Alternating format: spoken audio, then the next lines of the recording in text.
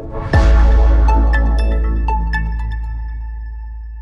everyone. Good morning. Thank you all for spending the day here, for learners for hosting us, and Doris for a wonderful first talk. I thought of a pun, which is that thank you for sharing us how to play a long game and having past data still have its day in the sun. So thank you. So learn how to use this. Okay, thank you. So welcome to this talk, The Rise of the UX Research Scientist. I want to start with an example. So imagine you're on the UX research team for a new mood ring that's yet to come to market. UX questions abound, right? So one of them might be, what are the types of settings where people experience strong emotions? How classifiable is emotion, and can it be detected just through your finger and your prototypes? And how accurate does your prototype need to be for your users to have a good experience, right? These are just the sorts of questions that are coming your way as a UX research team. A UX researcher on your team might answer some of these questions by using diary studies, one-on-one interviews, right, to learn where people experience strong emotions and convince us that one of those settings is a first date, right? You want your prototype to work well in that setting.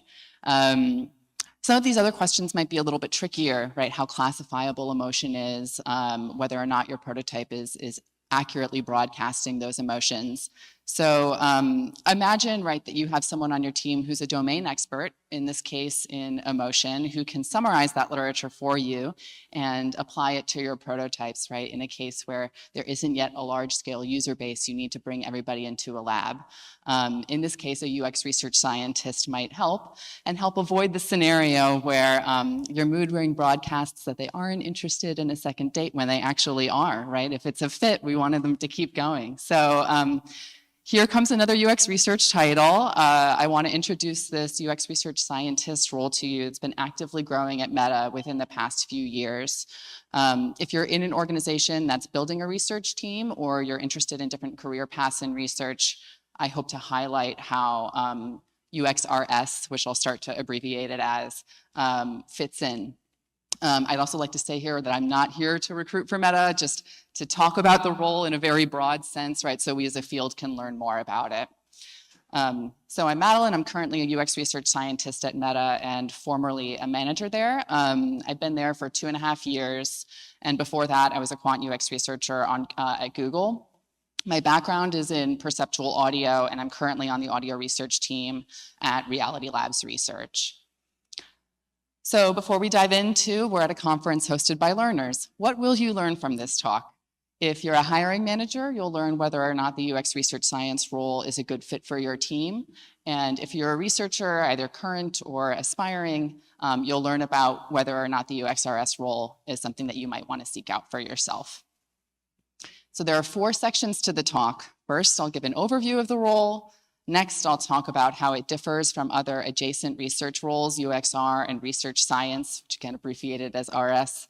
I'll go into the types of skills and backgrounds typically needed for the role, and then share and extrapolate experiences in growing a UXRS function. Diving into the first section and giving an overview of the role. Start by asking the obvious question: what is a UX research scientist? At Meta, it gets defined as a specialized UXR role that utilizes deep expertise in areas such as human perception, cognition, motor control, and movement. It uses that expertise to then define, evaluate, and improve hardware and software requirements to ensure a good user experience. So, for example, your company might be building a very novel computer mouse, and it wants to define the responsiveness of that mouse based on human motor control. A UX research scientist prototypes. Currently, UX research scientists at Meta can be found in 2 areas of the company. One is for very high-risk future research that might never reach a product, but if it did, it would be very impactful. And the other is in 0 to 1 product development, where there's a combination of hardware and software that needs to be built with human characteristics and capabilities in mind, like virtual reality. So overall, They're found in areas of the company where deep domain expertise is needed and new products and research are being invested in. Where did the role come from? Before UXRS, there were research scientists at Meta. Their role is to design innovative solutions to real-world problems, right? So they're very much so in the technology development sphere. The UXRS role emerged from the research science role as a really important one in productization. It was their goal to bridge the gap and understand differences between technological variables and human ones and how they impact the user experience. So again, that's sort of where the role came from. Let's dive into more the differences between a UXR, UXRS, and RS type of role. Starting first with UXR and UXRS. The UXR role contrasts a UXRS role in that it emphasizes the potential study of a user as a person with needs, goals, desires, motivations, right? Thinking about people on a very holistic level. This is where a lot of our value add is as UX researchers. The UXRS role, in contrast, thinks about it a little bit more as a human with capabilities, constraints that need to be taken into consideration in product development. To give a more specific product-related example, imagine you're on a team that's developing a hearing device to help enhance people's hearing abilities. A UX researcher on the team might do foundational, qualitative, exhaustive research to determine what people's needs are in the hearing space. They might need to hear people more easily in noisy environments. Sometimes you'll see maybe during our coffee break, you're straining, right? That might be a need for hearing. Another one might be that they want to feel more immersed in their music listening. Once those ideas, those needs get translated into potential technological solutions, a UXRS might come in and say, okay, we need to set a threshold around if we're helping people feel more immersed, how spatial things need to sound, and root that in human capabilities for hearing. That might be where a UX research scientist would come in.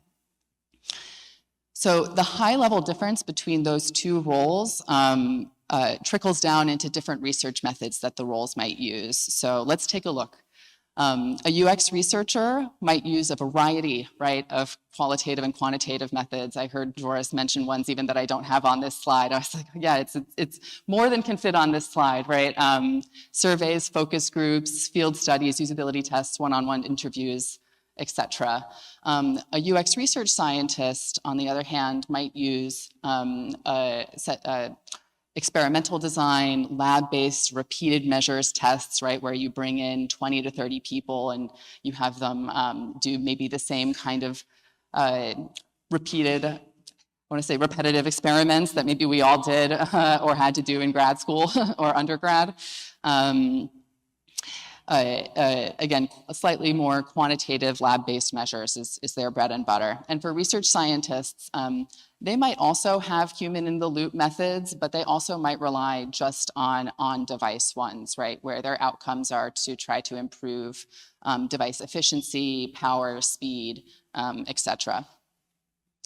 To give an example of the type of information that a UX research scientist might produce or might interpret, this is a pretty specialized graph, right? It's in the audio space where on the x-axis you have signal angle, that's what direction sound is coming at somebody from. On the y is a subjective response, and the plot itself shows that information as a function of a couple of different sound types, right? So this might be the kind of information that an audio researcher or an audio UXRS would be expected to interpret, produce, and discuss with their peers and colleagues.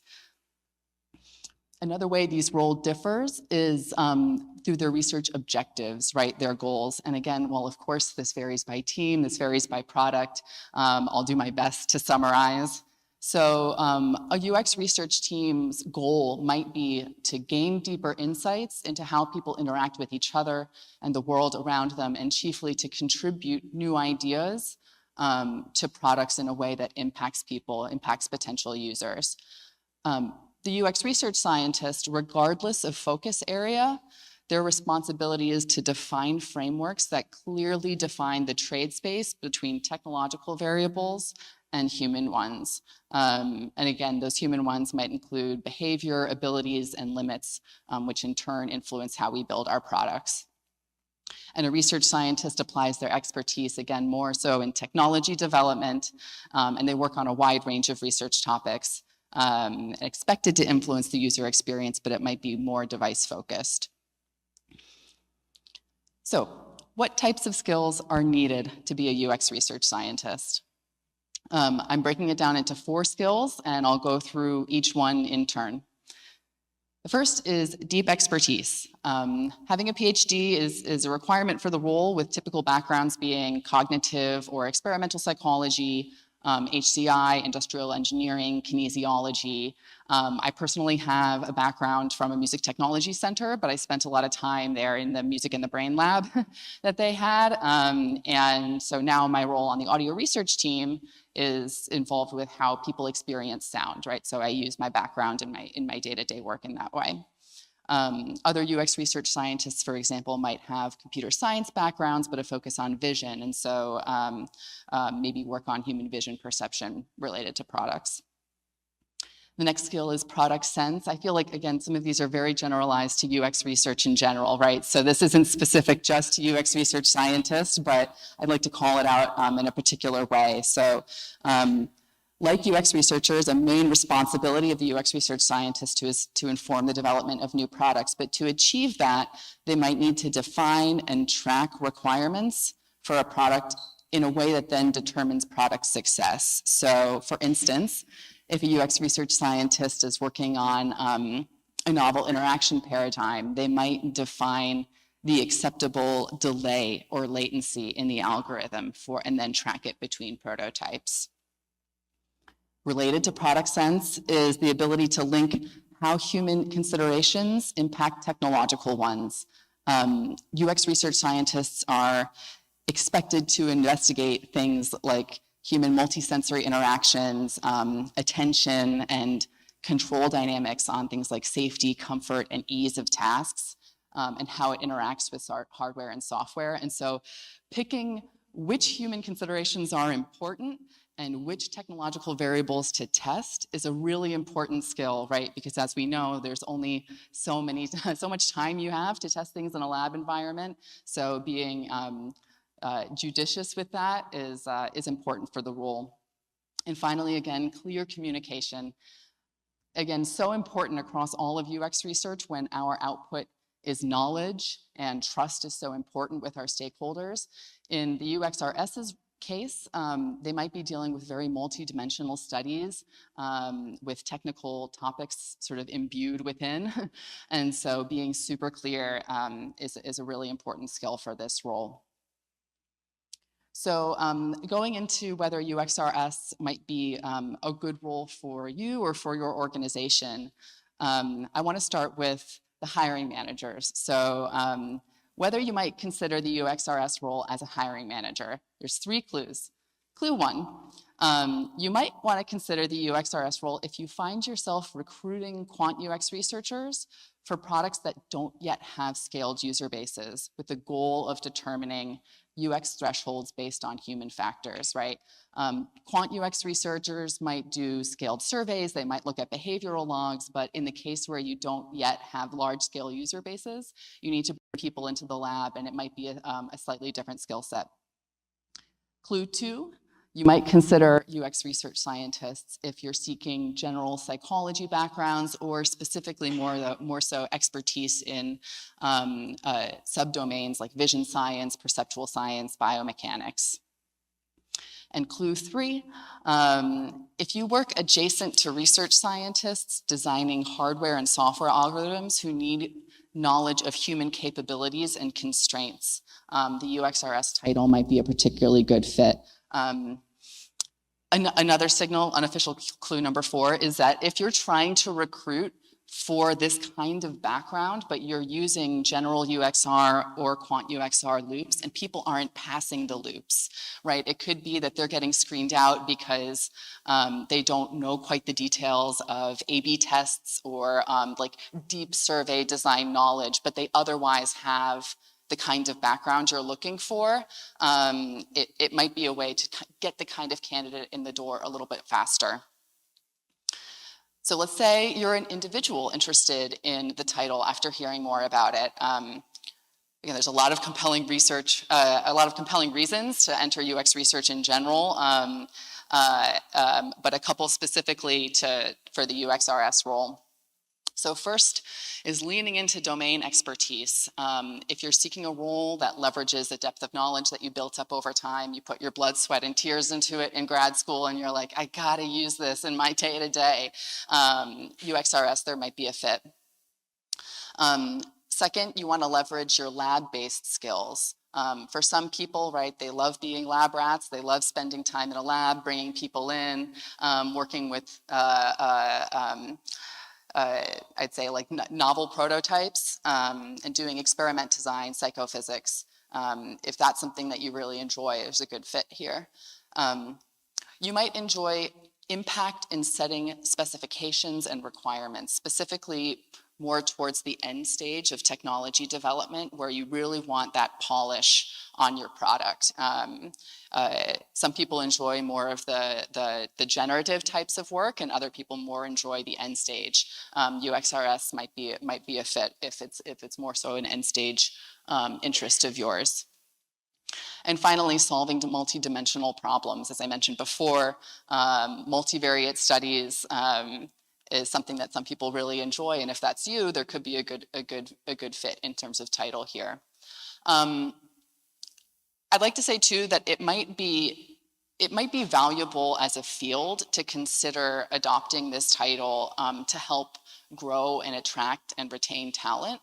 And I'm taking myself as an example because Doris talked about a winding path. Mine doesn't seem quite as winding, but I left grad school initially thinking I would go into data science because that was what I knew, and I spent time in the data science field. I really enjoyed it. I learned a lot, but I was put into a pipeline for a quant UX researcher by a sourcer saying, you know, you might be a better fit for this role. And I was like, I think you're right. Thank you. And again, learned a ton as a quant UXR and found a UX research scientist role that leveraged my background, right? There might be people that you know in this network for whom this could be a shorter path for them. Or if I hadn't been put in that quant UXR pipeline by that sourcer, I might be in data science, whereas I feel like my impact is more so in UX research, right? So helping adopt titles where it's appropriate to help grow our field, I think is important. So reaching the end of the presentation, I want to return to that original example of the mood ring. Hopefully you can see now that a UX research scientist might be the kind of title to help get your novel product to that place where users would feel comfortable wearing it on their first dates, and it would be sufficiently accurate and in touch with their human characteristics. So if you're a hiring manager and you see a fit for your product, consider advocating for the development of this role and adopting it. And if you're a researcher, please, as the role proliferates, keep an eye out for it. All right, thank you very much.